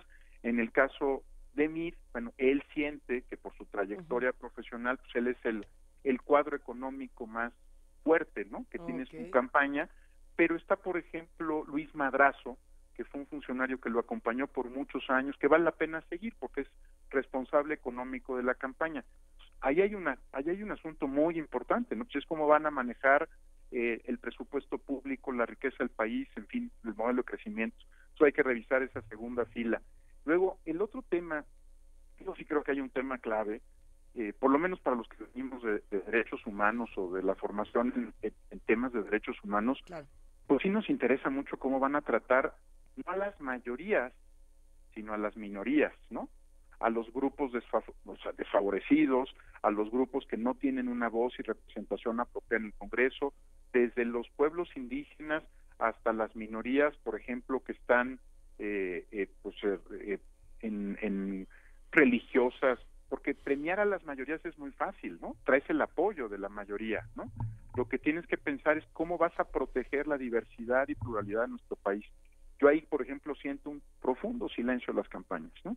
En el tema, por ejemplo, de los derechos LGBTI, en el tema de las minorías religiosas, en el tema de los pueblos indígenas. Ahí, por ejemplo, la verdad es que los cuatro dejan todavía mucho que esperar durante la campaña. Y por último, Luisa, creo que uno de los temas que a mí, por lo menos por la agenda en la que trabajo todos los días me preocupa, es ya no que nos digan que van a estar en contra de la corrupción, sino los cómo. Ya aquí sí, ya yo creo que como sociedad todos, desde López Portillo, ¿no? Teníamos que iban a ir contra la corrupción, contra la corrupción. Oiga, ya dígame cómo, ¿no? Nada más para saber. Oiga, ¿usted está dispuesto a tener una fiscalía independiente o no? Esa es una pregunta muy sencillita que se le puede hacer a un candidato. ¿Usted está dispuesto de verdad a que el procurador no dependa de usted e incluso tenga la independencia para investigarlo si usted se nos echa a perder? Yo creo que ese es un tema que hay que revisar entre los equipos y ver quién va a estar a cargo pues del tema de control de la corrupción dentro del gobierno, de la campaña, ¿no? Creo que eso es muy importante. Ahí creo que es claro que algunos la tienen más complicada que otros, porque pues imagínate, si mencionas a algunos prominentes exgobernadores como responsables de este tema, pues va a estar muy difícil, ¿verdad? Que les crean que van en serio contra la corrupción. Sí.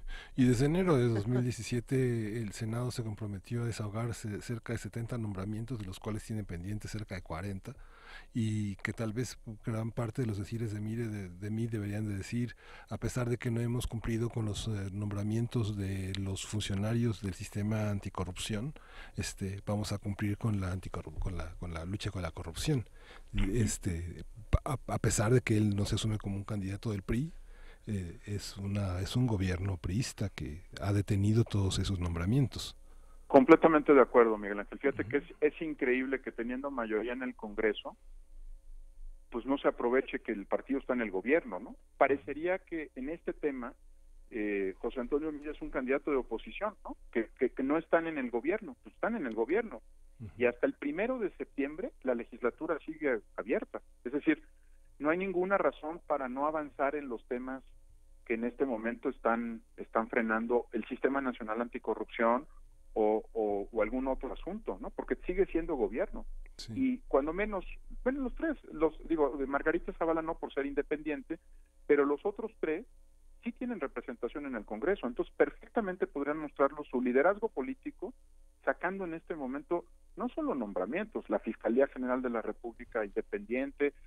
Hay algo ahí medio tramposo, ¿no? Los candidatos hablan como si no fueran gobierno ya, ¿no? Y en muchos estados son gobierno, ¿eh? Exacto. En muchas delegaciones, en el Congreso tienen representación y podrían hacer cosas interesantes antes de que se acabe la legislatura. Yo creo que ahí hay una especie de trampa, ¿no? De la manera en la que se han construido las campañas en México, como si creo que tiene que ver con el presidencialismo, Miguel Ángel, ¿no? Como si no tuviéramos un Congreso ahorita en funciones, ¿no? Sí. Una cosa que me llama la atención, Eduardo, es esta parte en la que cuando López Obrador nombró su llamado gabinete, muchos analistas señalaron que era como crear un enorme margen de desilusión y quitar el estímulo a los que podían concursar de alguna manera por llevar las riendas de sectores que conocían muy bien. Esta parte, bueno, un poco contradice lo que tú señalas sobre la necesidad de establecer una radiografía de quienes conforman el equipo, porque de alguna manera eso que tú llamaste integridad es a todas luces el capital que tiene un equipo de trabajo que puede crear una sinergia en torno a lo que cada quien es como sujeto, las aportaciones que tiene y que bueno, tienen una trayectoria, pero además un mundo intelectual que les permite leer más allá de libros de coyuntura. Pensaba en la intervención que hizo el presidente en torno a la migración, por lo menos en la producción de conocimiento que tiene la UNAM, la UAM, la Universidad Iberoamericana, las distintas universidades del país, la veracruzana, por supuesto todas las universidades de la frontera, podríamos sin problema sacar 100 libros que aportan al tema de la migración, ¿no? Sí. Mira, completamente de acuerdo también en esto. Yo creo que hay una diferencia entre quién es tu equipo y a quién invitas una vez que estás en la presidencia de la República para tener personas externas e independientes a tu equipo. A ver si me explico. Sí, sí. Los que están en los equipos de campaña, pues seguramente estarían, no sé, creo que la gente lo debe saber, pero son cerca de 4,000 cargos que dependen directamente de la presidencia de la República, ¿no? Entonces, es muy probable que estén en las oficinas en Los Pinos, que estén en la jefatura de la oficina del presidente, que estén en las distintas asesorías que tiene la presidencia de la República. Y algunos de ellos puede ser que estén en el gabinete, ¿no? Pero yo creo que lo que hay que distinguir es que estén o no en el gabinete, estarán en el equipo del presidente, ¿no? Y puede ser en una posición cercana en Los Pinos, o puede ser en una oficina, en una Secretaría de Estado, o puede ser en alguno de los organismos que forman parte de la Administración Pública Federal. Pero creo que por eso es importante el tema de los candidatos. Ya no, mira, el otro día en una conversación, no importa con cuál de los partidos, pero nos hemos sentado con todos los candidatos y con todos los partidos a un diálogo técnico sobre estos temas. Y en alguno de ellos, pues alguno se presentaba ya como secretario pública, en primera persona y en tiempo presente. Entonces, bueno, pues las organizaciones civiles le decían, no, espérese a que obtengan el voto popular, ¿no? Todavía no llega, ¿no? Tenga paciencia, faltan 80 días, a lo mejor lo obtiene, a lo mejor no. Sí hay una tentación, a veces se puede desvirtuar el asunto, pero en general es muy sano que sepamos quiénes son los equipos, estén o no en una Secretaría de Estado. Días después esa misma persona la habían ya mandado a una lista de candidato a diputado, ¿no? Entonces, la que pensaba que iba a ser una secretaría, pues resultó ser una diputación. No importa, sabemos que son parte del proyecto político de alguien y por eso es tan importante revisar quién rodea al candidato. Pues con esto nos vamos a quedar, queridísimo Eduardo Bohórquez. ¿Dónde conocemos más? ¿Dónde consultamos toda esta información? ¿Y dónde pedimos justamente que esta 3 de 3 sea para todos, no nada más para los candidatos? Mira, si quieren invitar a los candidatos, acuérdense que no solo es la presidencial, ¿no? Tenemos 9 gubernaturas en contienda, cerca de 3,400 cargos en todo el país. Mi invitación es que se metan a la página 3de3.mx, sí, escojan al candidato de su preferencia y le pidan 3 de 3, piden que haga pública su declaración, o bien que revisen en la misma página cómo están los candidatos de su distrito, al gobierno estatal en el caso de que haya elecciones en su estado o al Congreso local. Y una cosa muy importante para la sociedad civil pues es comunicarnos directamente con la ciudadanía, que nos hagan preguntas y que nos hagan saber si no estamos siendo poco claros en ciertos temas. La cuenta de Transparencia Mexicana en Twitter es @integridadmx, también está en Facebook, Transparencia Mexicana, pero pregúntenos ahí y los podemos dirigir a la página 3 de 3 o falta algo en la página o no está funcionando para su distrito, pues corregirlo inmediatamente. Pues te agradecemos muchísimo, Eduardo Bohórquez, director de Transparencia Mexicana. Te mandamos un gran abrazo y te esperamos en esta cabina cuando quieras. Son ustedes muy, muy amables y gracias por la invitación. Gracias, y por la conversación que ha sido muy rica. Un abrazote. Gracias. Y vámonos con música, querido Miguel Ángel, ¿qué nos toca? Vamos a escuchar... Para sacudirnos. Vamos a escuchar Recusa, de Marisa. Eso.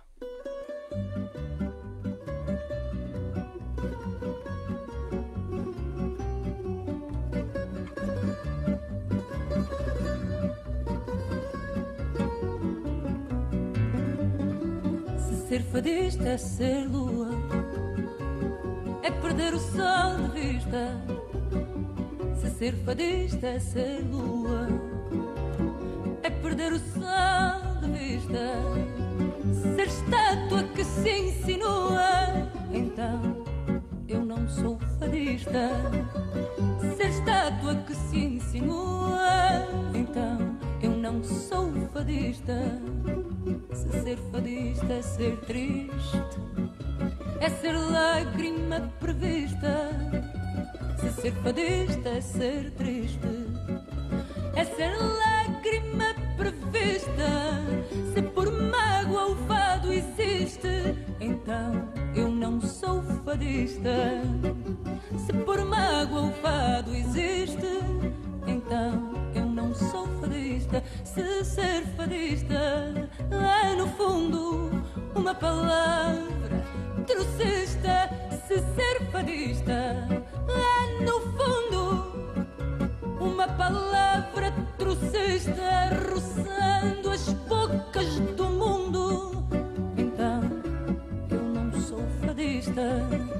Roçando as bocas do mundo, então eu não sou fadista. Mas se a partir da conquista de tanto verso ignorado, mas se a partir da conquista de tanto verso ignorado, então eu não sou fadista.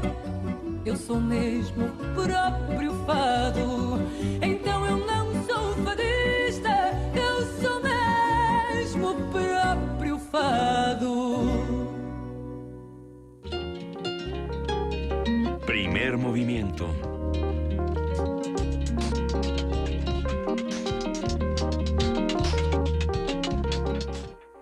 Y son las 9 de la mañana con 52 minutos. Estamos, por supuesto, leyendo todos sus comentarios en redes sociales. Seguimos haciendo todos aquí comunidad. Hay temas complejos, por supuesto que este ha sido un inicio de semana vertiginoso. Como que cada semana ya va a ser así, querido Miguel Ángel. Sí, claro, cada vez hay más información y cada vez tratamos de que esté más cerca el interior del país, los distintos estados. Hoy esta mención de Wikipolítica es muy interesante. Vemos que cada vez hay más, como el caso de Kumamoto, hay cada vez más jóvenes en todos los estados de la República participando y de una manera muy activa, y que vienen de todas las carreras, que son ingenieros, son químicos, son hombres también de oficios y jóvenes que participan muy activamente en su comunidad, a partir a veces de hechos muy dolorosos, como los secuestros, el abuso, la impunidad, y en otros a partir de tragedias como el terremoto, como ¿no? los daños, inundaciones que los han obligado a ser los voceros de sus propias comunidades. Pero bueno, por ejemplo, el caso de Wikipolítica es interesante porque lo que ellos están planteando justo es política desde la colectividad, no como se está planteando desde otros partidos, ¿no? Hay muchas discusiones, por supuesto que mandamos un inmenso saludo a los que han estado haciendo toda la mañana comunidad con nosotros, a R. Guillermo, a Miguel Ángel Gemirán, a Mark Heaven, a quién más, a Hashtag Morena, que también nos escribe, a Refrancito, Rosario Martínez, Akbal. Gracias a todos los que nos están escribiendo, Mirna de la Garza. Ya por ahí también se fueron los libros, los paquetes de libros, el libro de Tomás Segovia también se fue, pero tenemos regalos sonoros que son igual de importantes, y para todos los que se queden el día de hoy escuchando Radio UNAM, pues van a poder seguir discutiendo y van a poder seguir pues esta conversación que se antoja bastante, querido Miguel Ángel. Bueno, tenemos hoy los desafíos México 2018 que ya anunciamos, los desafíos de la nación, que son las plataformas electorales discutidas por los universitarios. Como decía Eduardo Borges, no es tarde nunca para conocer estas plataformas que se han ido unificando, se han ido armando a partir de las plataformas que ya conocemos de los partidos, se han modificado porque han pasado muchas cosas muy importantes, ha habido reformas, ha habido la aprobación de leyes desde la biodiversidad, la de seguridad, la forestal, y han tenido que modificar sus plataformas electorales de partido, tratando de incluir todo esto que ha pasado con nuestro país. Y bueno, vamos a comentar con todos los que nos escuchan, además de recordar el horario justamente hoy. Hoy a las 12 horas y hasta el 12 de abril vamos a tener estos temas que tienen como educación, ciencia y tecnología, están en la Gaceta ampliamente desarrollados, medio ambiente, pobreza, desigualdad social y crecimiento económico, México en el mundo, la política exterior, seguridad pública y derechos humanos, Estado de Derecho, democracia y rendición de cuentas, y están pues los más importantes, los más avanzados investigadores de nuestra máxima casa de estudios al frente de toda esta exposición de temas y los representantes de los partidos, los representantes de las coaliciones para discutir con ellos todos los temas. Importantísimo, querido Miguel Ángel Quemain. Aquí nos vamos a quedar en el 96.1 de FM, en el 860 de AM, también nos quedamos en el canal 120 y en el 20.1, que además sí se ve. Póngale usted a TV UNAM que sí se ve, lo que no se veía era el streaming, la tele sí, ya nos escribieron por ahí, si no me equivoco es Vanguardia Vieja, le mandamos un abrazote y dice, nosotros sí lo estamos viendo y bastante bien, esperemos que no tan bien, ahorita nos escondemos nuestros rostros, querido Miguel Ángel. Ya se fueron los paquetes de los libros de la colección Los Insospechables, gracias a nuestros queridos amigos de Literatura UNAM, y le mandamos un abrazo a Luis Rodrigo Garro Matamoros y Eduardo Lima Águila, y mejor en lugar de mandarles el abrazo les mandamos los libros. Sí. Podrán recogerlos en los próximos días. ¿Cuántos días tienen? 2 semanas exactamente tienen para recogerlos en Adolfo Prieto 133, Colonia del Valle. De igual manera ya se fue el libro de Tomás Segovia, querido Miguel Ángel Quemain. Para Ángel Espinosa Sánchez, Los Oídos del Ángel, y también tiene 2 semanas para recogerlo. Ah, pues ahí está. Y nosotros, pues ya nos vamos. Ya nos vamos. Gracias, querido Miguel Ángel Quemain. Gracias, Luisa. Gracias a todos los que hicieron posible esta transmisión. Gracias a los amigos de TV UNAM, al equipo de producción de Radio UNAM, coordinación de invitados, servicio social, redes sociales, ingeniero en cabina, nuestra productora, todos son bien buena onda. Ya con la musiquita nos podemos ir bailando. Vamos a escuchar de L'Impératrice, Sonate Pacifique. Esto fue Primer Movimiento. El mundo desde la universidad. Yeah, well, I can't deny it. She turns me on, I can't control this burning desire.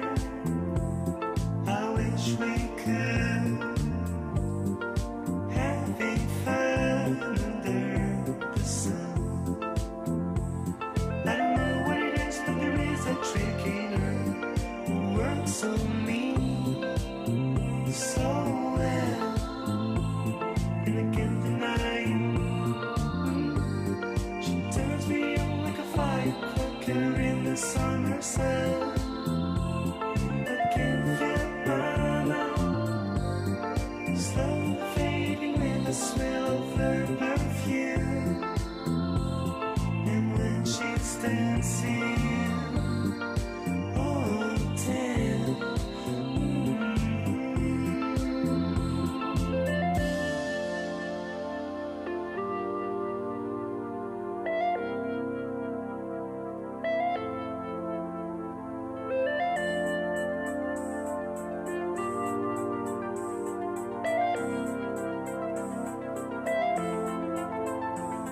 I'm feeling my heart beating with the rhythm of her body slowly moves. I love this feeling. Yeah, yeah. Well, I can't deny it. She turns me on and I can't control this burning desire. I wish we could having fun under the sun. I don't know what it is, but there is a trick in her who works on me so well, and I can't deny it. She turns me on like a firecracker in the summer sun. I can't feel my mind slowly fading with the smell of her perfume. And when she's dancing, oh damn.